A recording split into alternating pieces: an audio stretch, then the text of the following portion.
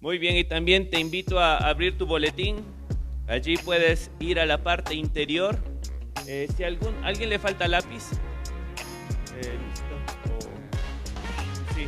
Si a alguien le falta lápiz, con mucho gusto aquí mis amigos les van a proporcionar un lápiz y vamos a ir al estudio de la palabra de Dios. Los niños tienen allí para colorear en su mesa la historia de hoy.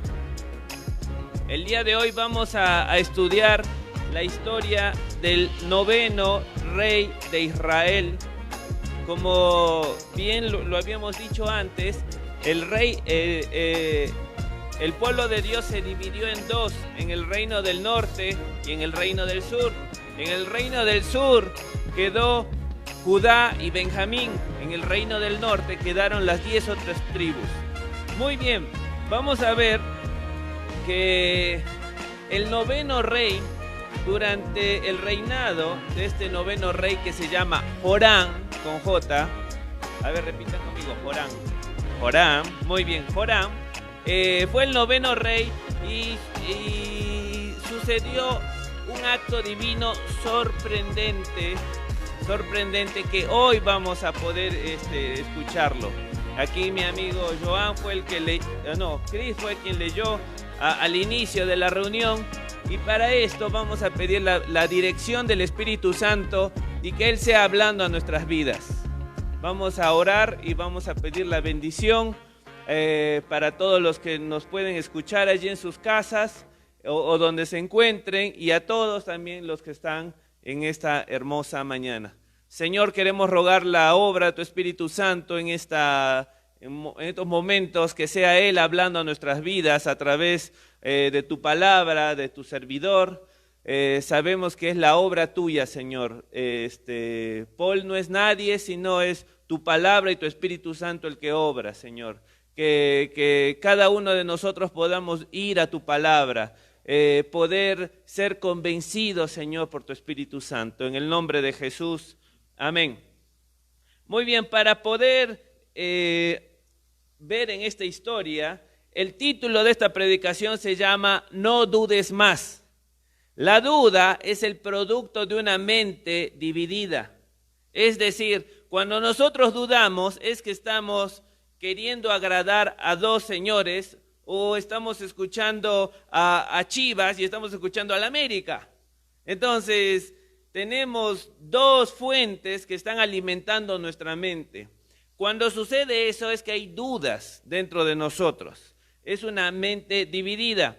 Así que para ilustrar un poco acerca de que no debemos dudar más, vamos a ir a esta historia. Y para poder empezar, vamos a ir con el punto número 1, que puedes anotar allí, se llama el asedio de Samaria. Samaria era la capital del reino del norte.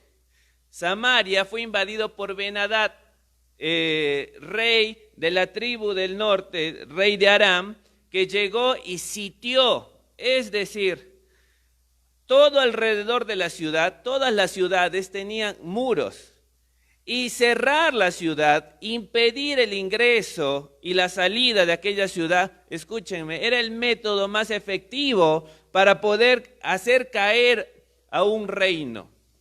Muy bien, el reino más grande de la historia, después del Señor, fue el reino babilónico. Ese reino, según los griegos, cayó bajo un sitio a cargo de Ciro. Entonces, los sitios, cuando llegaban a una ciudad y lograban sitiarla, era la manera más efectiva de hacerla caer. Antiguamente se usaba esa estrategia y muy bien, vamos a ver que alguien que también usó esta estrategia era David. David fue un gran guerrero, ¿verdad? Rey de Israel. Y él también vemos en la Biblia que usaba sitios. Sitiaba ciudades para poder vencerla. Pero quiero leer contigo, allí abajo del punto A que dice asedio en Samaria, hay un versículo que dice Salmo 139, 5. Lo escribe David y dice así: detrás y delante me rodeaste y sobre mí pusiste tu mano. ¿Sabes qué está diciendo David? Tú, Dios, detrás y delante me rodeaste. Tú me sitiaste. Tú hiciste un sitio a mi corazón, Dios. Y sobre mí pusiste tu mano. David está reconociendo que Dios puso un sitio a su vida, a su corazón. Y fue la manera como conquistó Dios a David. Y yo creo que lo mismo ha hecho Dios contigo. Te sitió, mandó a alguna persona a hablarte de Cristo, mandó su Santo Espíritu, personas están orando y en estos momentos también Dios te está sitiando.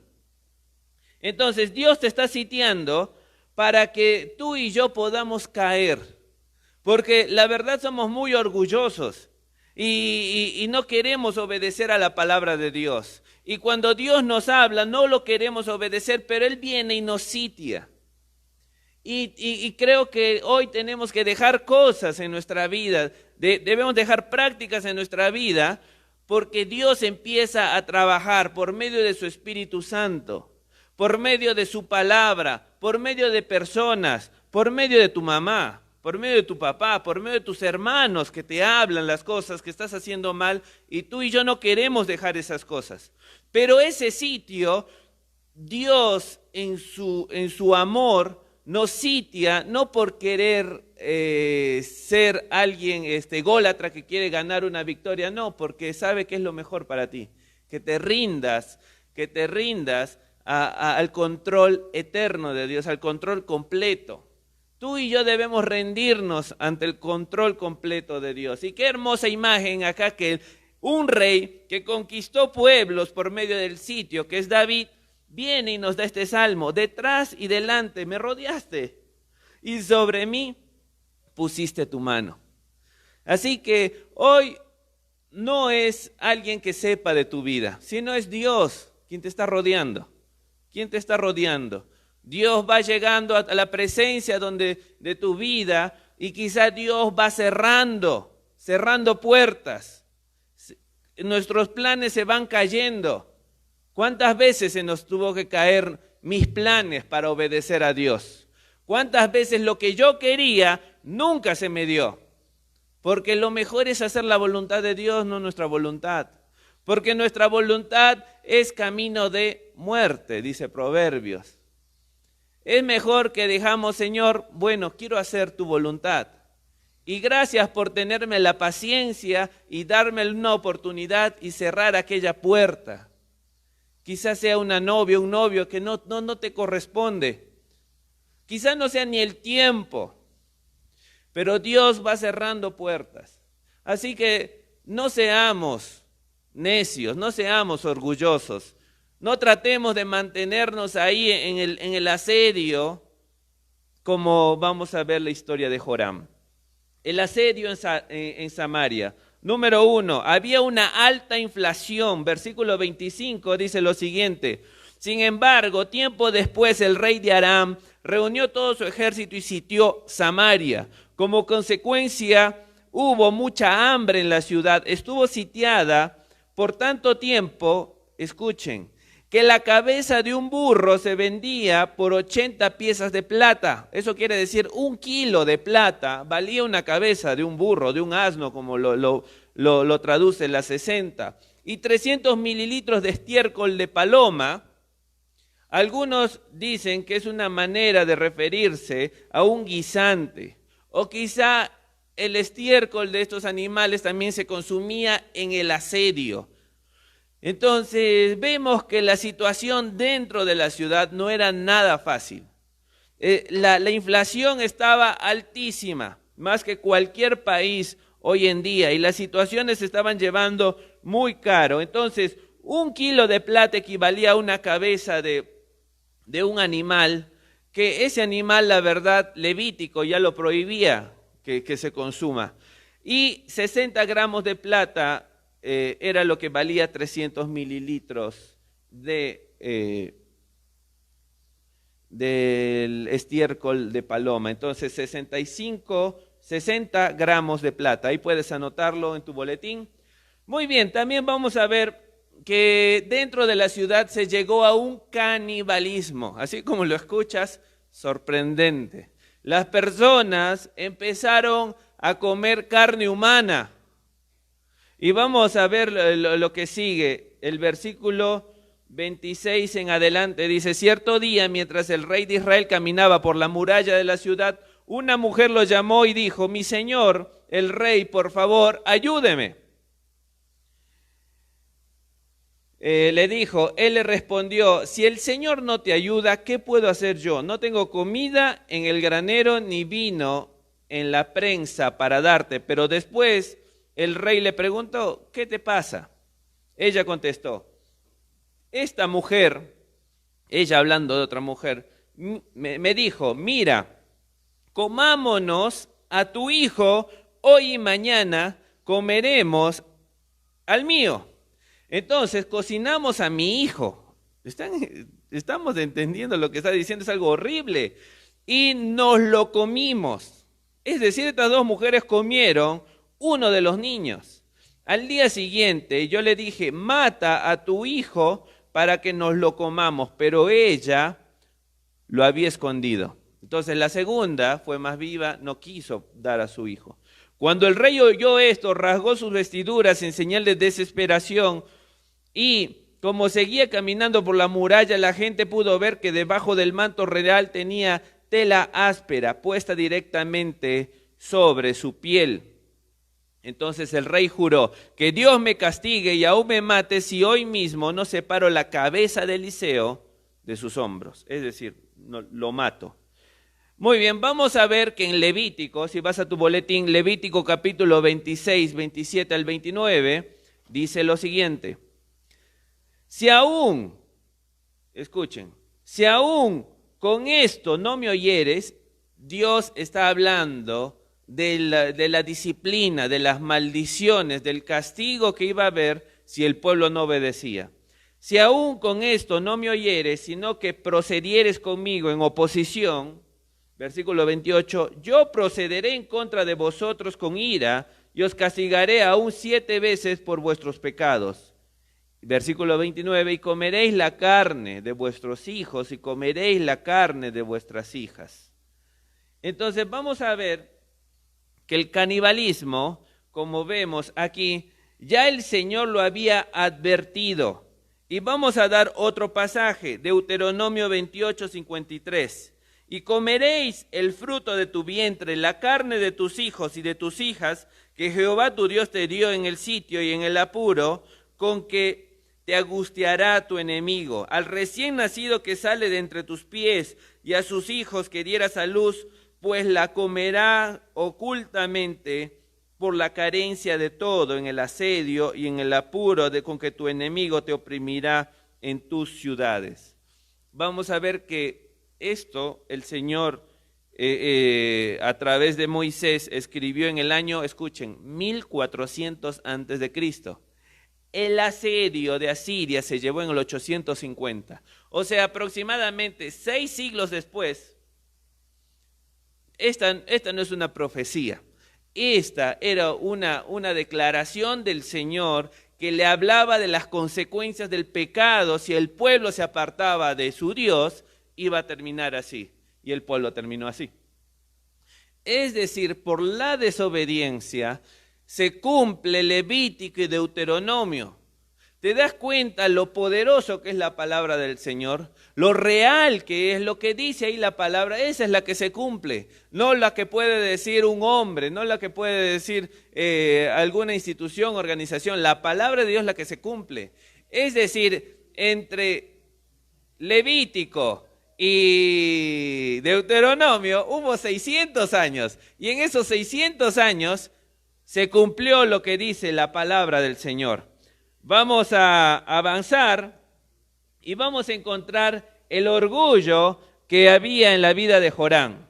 Dice así: Jorán reconoció correctamente su propia incapacidad para ayudar a la mujer, si el Señor mismo no actuaba en nombre de Israel, pero erróneamente dio a entender que se debía culpar al Señor por una situación provocada por la desobediencia y la idolatría de Israel. Rasgó sus vestiduras. Rasgar sus vestiduras, muchas personas se rasgaban en el Antiguo Testamento mostrando arrepentimiento. Pero Joram no lo hacía por arrepentimiento. Joram lo hacía por enojo. Lo hacía por enojo hacia Eliseo y hacia Dios.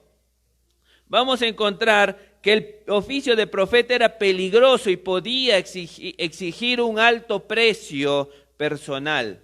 También vamos a ver, después del asedio allí en Samaria, vamos a ver ahora la acción divina. Puedes escribir allí en el punto número 2, la acción divina. Y vamos a ver la profecía. Frente a esa situación en la que se encontraba Samaria, una situación de hambre, una situación muy difícil, y allí llega la profecía del Señor.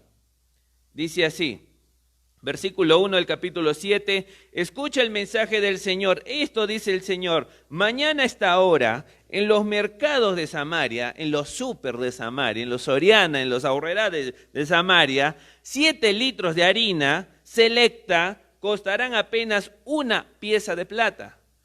Una pieza de plata. Y 14 litros de grano de cebada costará apenas 14 litros de cebada, una pieza de plata.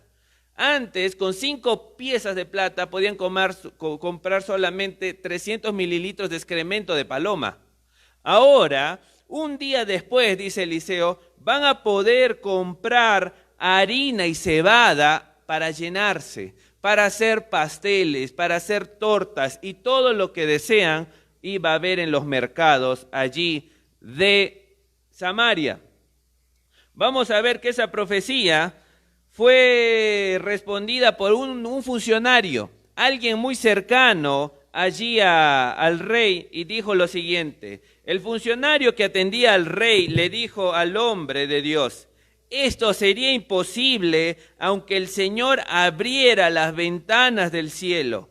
Pero Eliseo le respondió, lo verás con tus propios ojos, pero no podrás comer nada de eso. Encontramos aquí al funcionario, que era un asistente administrativo, un profesional, y este hombre decía que iba a ser imposible que eso suceda. Las promesas de Dios continuarán cumpliéndose, pero el que duda puede no experimentar ninguno de sus beneficios.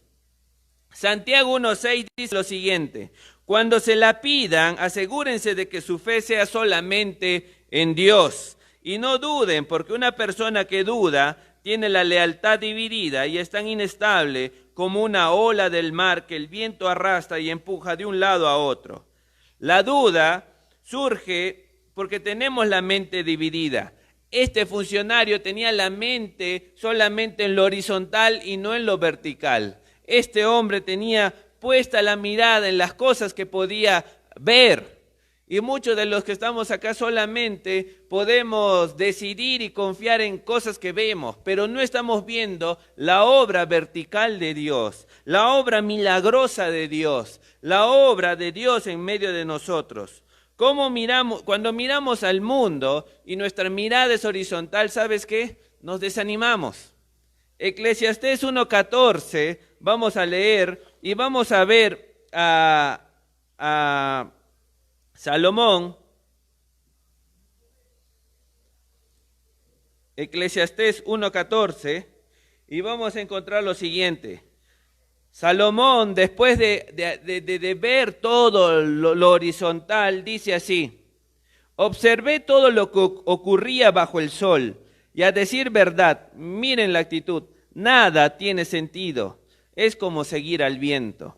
Este hombre, debido a la influencia del mundo, a ver al mundo, a ver las cosas horizontal, ya había perdido sentido su vida.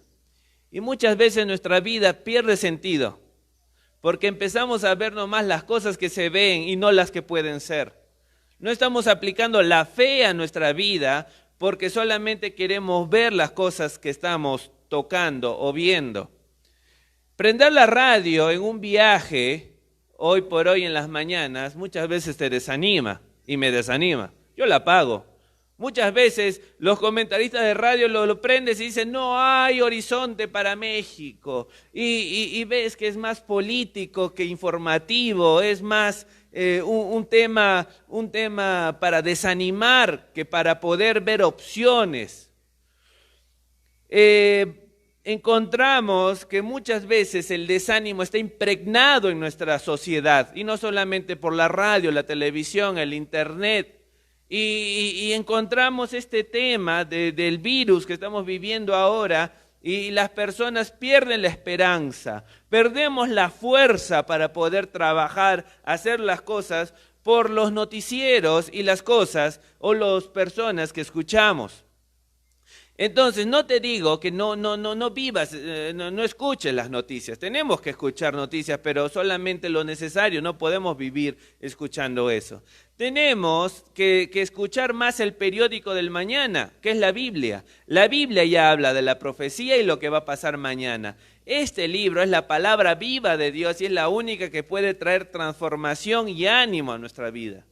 Si seguimos escuchando lo que ponen en cada momento, vamos a dudar.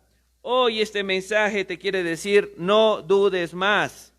Y encontramos aquí la profecía, que una pieza de plata iba a equivaler a 6 litros de harina, puedes anotarlo allí, o 14 litros de cebada. ¿Cómo se iba a llevar a cabo esta situación?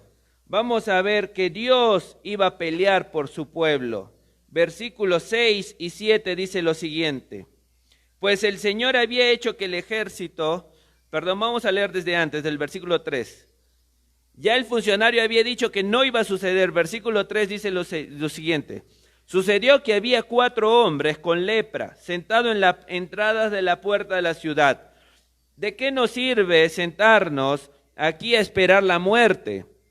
Se preguntaban unos a otros. Si nos quedamos aquí moriremos, pero con el hombre que hay en la ciudad moriremos de hambre. El hambre que hay en la ciudad moriremos de hambre. También allá si regresamos. Así que mejor sería si entregarnos al ejército arameo. Y si ellos nos perdonan la vida, mucho mejor.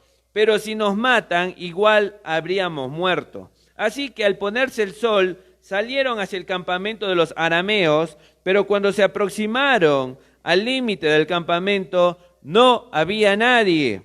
Pues el Señor había hecho que el ejército arameo escuchara el traqueteo de carros de guerra de toda velocidad a galope de caballos y los sonidos de un gran ejército que se acercaba. Por eso se gritaban unos a otros, el rey de Israel ha contratado a los hititas, a los egipcios para que nos ataquen. Así que se llenaron de pánico y huyeron en la oscuridad de la noche, abandonando carpas, caballos, burros y todo lo demás, corrieron para salvar su vida. Muy bien, entonces, cuando llega la profecía, el funcionario dice, esto no va a suceder. 3 doritos después, encontramos fuera de la ciudad 4 leprosos, rechazados por la sociedad. Ellos dicen, si entramos a la ciudad, nos vamos a morir de hambre, porque la gente allí está muriéndose de hambre. Si nos vamos donde el ejército enemigo, si ven que somos israelitas, capaz que nos maten, pero si no nos quieren matar, por ahí nos dan de comer. Entonces estos leprosos empiezan el camino y no encuentran nada. Ven todo vacío. ¿Qué había pasado? Dios había peleado por su pueblo. Este pueblo de Aram, de Ben-Hadad, habían escuchado ruidos, habían escuchado ruidos y pensaban que eran ejércitos que venían. Es decir, todo trabajó en su mente y entre ellos el poder de la palabra, entre ellos actuó y entre ellos se decían, no, los israelitas acaban de contratar a los egipcios. Esto de contratar otros ejércitos era una costumbre antigua. Contrataron a los egipcios y también a los hititas del norte. Entonces nos van a matar. Entonces ellos empezaron a huir. La palabra de Dios ya dice que el impío huye sin que nadie le persiga. Entonces vemos que aquí que el pueblo enemigo de Dios huyó. Dios estaba peleando por su pueblo. Vamos a ver que también en 2 de Samuel 5:24, cuando David salía a pelear, Dios le decía lo siguiente: cuando oigas como pies que marchan en las copas de los álamos, mantente alerta. Esa será la señal con la que el Señor va delante de ti para herir al ejército filisteo. Escuchar pies en medio de las hojas de los álamos, ángeles obrando y luchando por el pueblo de Dios, ángeles obrando, yendo delante de David. ¿Te das cuenta que el ejército enemigo, lo que vamos a vencer es por medio de las fuerzas de Dios, no por nuestras propias fuerzas? Vamos a ver que en Zacarías 4:6 dice: no por poder, no por fuerza, sino por mi espíritu. Es el Espíritu de Dios que puede transformar la vida de las personas. Ninguno de los que estamos acá tiene la capacidad de convencer a otros, de abrirle los ojos. Quizás estás luchando con un hijo adolescente, un joven o mayor, o estás luchando con tus padres o con tus niños. Si no estamos doblando rodillas, no vamos a lograr mucho. Quizás vamos a lograr más peleas, pero debemos aprender a doblar más nuestras rodillas para ver el avance de la obra del Señor en nuestros seres queridos. No por fuerza ni por espíritu, dijo el Señor. Entonces, acabamos de ver aquí la acción divina, la profecía, acabamos de ver la pelea, y ahí en el punto número 1, el versículo 6, dice, la contratación, puedes anotarlo allí. La contratación de ejércitos no era inusual en el antiguo cercano oriente. Y ahora vamos a ir al punto número 3, los preferidos. Los preferidos de Dios. ¿Quiénes Dios iba a usar? Versículo 3 y 4. La ley del Pentateuco excluía a las personas con enfermedades cutáneas profanas de la residencia de la comunidad.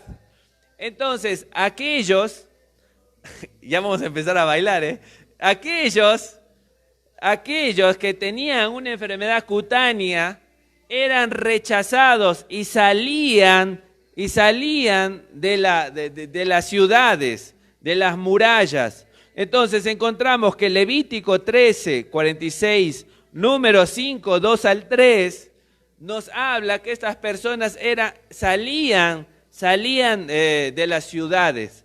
Por lo tanto, Dios, ¿a quién eligió aquí? A estos 4 leprosos, a estos 4 rechazados sociales. Dios usó a estos 4 enfermos para realizar un gran milagro.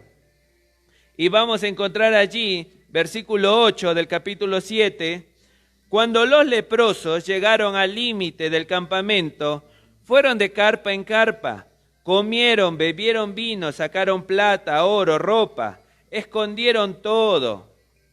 Finalmente se dijeron entre ellos: esto no está bien.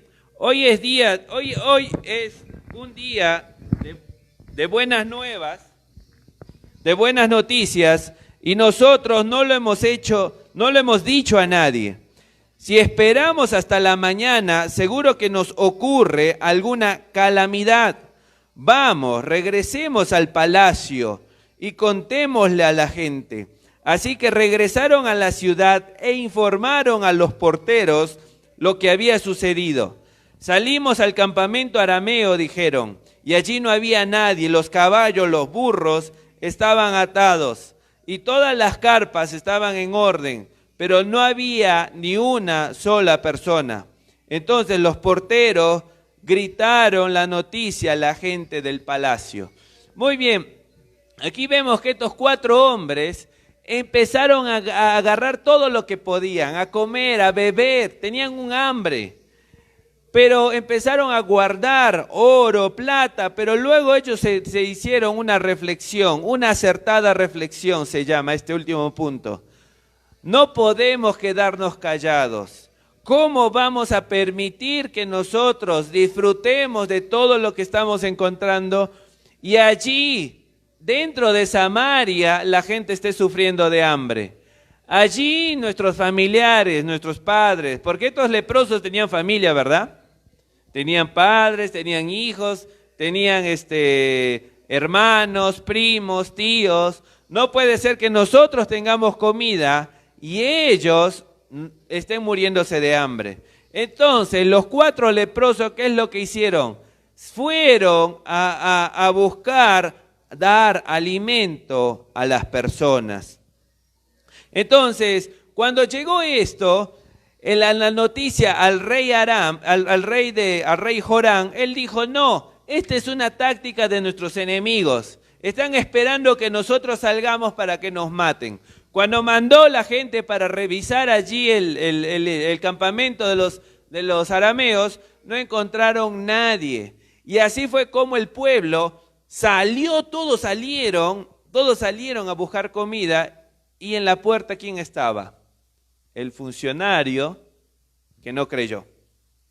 El funcionario que no creyó estaba ahí en la puerta y fue atropellado por toda la gente que salía corriendo por alimentos. Este funcionario, ¿se acuerdan qué es lo que había dicho?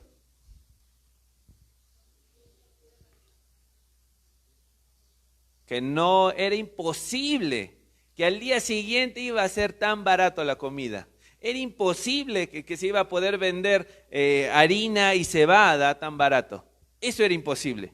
Eso es lo que decía este funcionario. Al terminar, él fue muerto, debido a su vista horizontal y no poder escuchar la voz de Dios.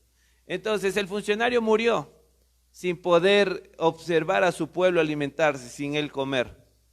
El funcionario murió porque su vista solamente era horizontal. El funcionario murió porque no creyó la palabra del Señor. Y yo creo que hoy nosotros tenemos que creerla a Dios. Tenemos que escuchar a Dios y ponerle fe a todo lo que vamos a hacer. El trabajo, las amistades, la familia, poder ver lo que Dios puede hacer. Entonces, una acertada reflexión que nos lleva a 3 puntos para terminar, que dice lo siguiente: no se trata de nosotros. Los 4 leprosos pudieran haberse quedado contentos allí, disfrutando. Pero ¿cómo vamos a ser tan egoístas en no contarle a nuestra gente? Entonces no se trata de nosotros. Si llegamos a Cristo, no es que llegamos para nosotros sentirnos bien, para sentirnos superiores a los demás, o juzgar a los demás porque no piensan como nosotros. No. Si tenemos a Cristo es para contar a otros, porque no se trata de nosotros la vida. Las bendiciones son para otros. Todo lo que tenemos, nada vamos a poder llevar.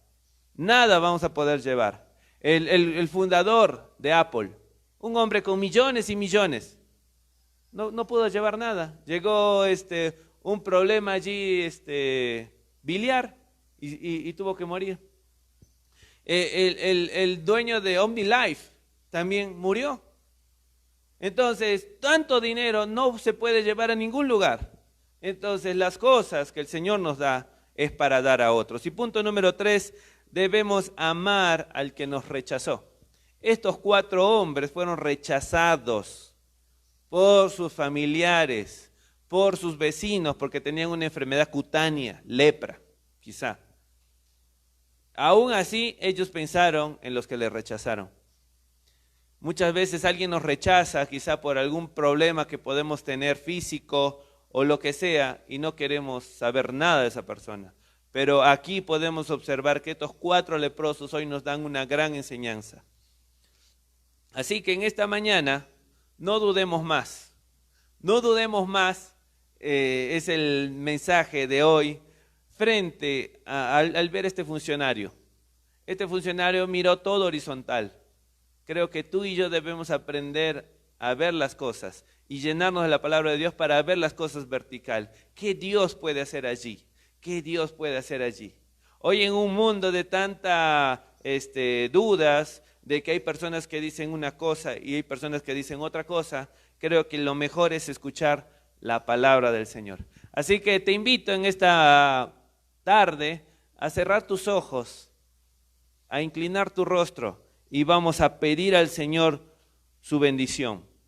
Vamos a pedir al Señor que Él nos ayude a mirar las cosas de arriba, poner la mirada en las cosas de arriba y no en las que nos da el mundo que va a traer desánimo. Señor, venimos delante de ti, Padre, a rogar tu dirección, a rogar que tu Santo Espíritu sea quien nos dirija, Señor, que nos abra los ojos, Padre. Perdónanos porque muchas veces como el funcionario no hemos querido obedecer a tu palabra, Señor, y solo hemos querido decidir en base a lo que vemos, en base a lo que tenemos y en base a lo que es este mundo. Pero sabemos, Señor, que tu palabra se va a cumplir. Vemos ahora cómo se cumplió una palabra escrita en el año 1400 y en el año 850 se cumplió, Señor. Y tu palabra nos dice que un día vas a volver, Señor, y está muy cerca esa venida. Padre, ayúdanos a decidir en base a eso. El tiempo se acaba y las personas están muriendo sin ti. Danos de tu fuerza, danos tú de tu guía y, Señor, que más personas puedan salvarse alrededor nuestro. En el nombre de Cristo Jesús, te quiero agradecer también por los vecinos, que también ellos pudieron respetar este tiempo especial. Oramos, Señor, por cada uno del vecindario, cada una de las personas aquí, Señor, que puedan sanar, Señor. Sanar de cualquier enfermedad que pudieran tener, Padre. Te ruego por ellos, te ruego también por sus trabajos, Señor, que los bendigas, que en este tiempo, Señor, de pandemia no les haga falta, Padre. Y te rogamos que sanes los matrimonios, que eso es lo mejor que nos puede pasar para una familia fuerte. Señor, te agradecemos por este tiempo y gracias porque tú eres quien pelea por nosotros. En el nombre de Jesús, amén.